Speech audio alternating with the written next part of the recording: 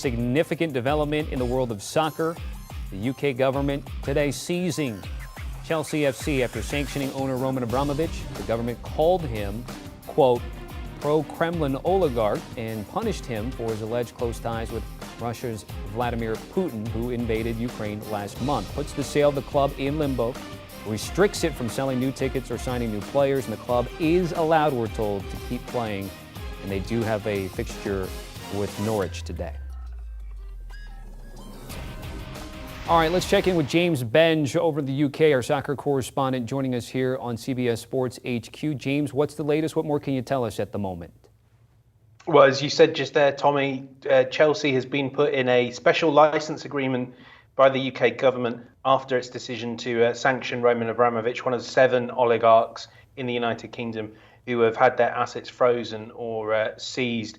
So with Chelsea, they can continue to play football matches, but as you mentioned there, not much beyond that. Abramovich had been looking to sell the club, and one thing we're just hearing literally in the last 10 or so minutes is that the UK government will be willing to open up the license agreement it's just signed to allow for the sale of Chelsea. But the key stipulation here is that no money can go back into Roman Abramovich's pocket while he's under sanction. He'd been trying to sell the club for maybe up to £3 billion, and there had been interest from numerous parties.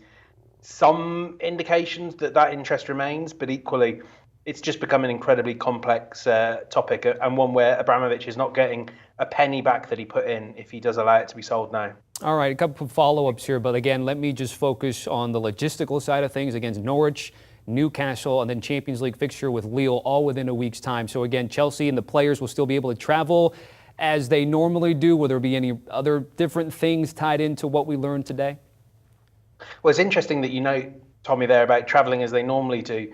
They've actually been handed what is effectively a travel budget for each game of £20,000. I think that's about $26,000, which is less than the average Premier League team would spend on travel to the average game. You know, this is private jets, hotels, security, all that. I know people that work in the game say it would cost around 50% more for the standard game. Now they're travelling to France next week as well, and the likelihood is they'll win that second leg, or they'll qualify from the second leg against Lille and have another Champions League game on the horizon with a budget of £20,000. You know, these players are used to private jets and 5-star luxury. I don't think it's going to be that for quite a big squad. So, you know, it's very different to the experiences that are happening in Ukraine, but you know, it's going to be a real culture shock for Chelsea players that they're about to find that they are no longer playing for one of the richest clubs in the world that can give them everything they want. So fascinating to see how that works out in practice. Get back to Roman Abramovich. Most of our viewers will know who he is, the club that he owns, and the way that he owns it, the way that he runs it. But he also has not been seen very much, especially in London or Stamford Bridge. We saw him at the Club World Cup, of course, making an appearance as well. You referenced it a little bit, James, in terms of maybe people, quote unquote, trying to maybe get at him. What's the Roman Abramovich presence been like, specifically in London, in recent months and years? Well, I mean, going right back to 2018, when there was a cooling of relations between Britain and Russia, Abramovich had his visa delayed and stopped coming to the UK, basically. As you say, pictures there we can see of him at the Club World Cup, but he used to be an almost weekly presence at Stamford Bridge. That hasn't been the case for around 5 years because, you know, the reality, he has always denied that he has close ties to the Kremlin, but he is emblematic of Russian soft power abroad. You know, he is the most high-profile oligarch, I think we would say, in the world, you know, with interest in New York as well as London. And so he has always been involved in the diplomatic disputes between the United Kingdom and Russia. And of course, you know, the UK government saying today he has close ties with Vladimir Putin, going on record as saying that that's something that he has denied. But, you know, now he would have to argue in open court, I suppose, with the British government that isn't the case. And it's certainly going to be a while before we see Abramovich. Last week in his statement saying he was going to sell the club, he said he hoped to be back at a game in the future. I don't think that will be happening for a fair while yet, it's fair to say. Before I let you go, give me something to look out for now that we know the news today. Spin it forward for me.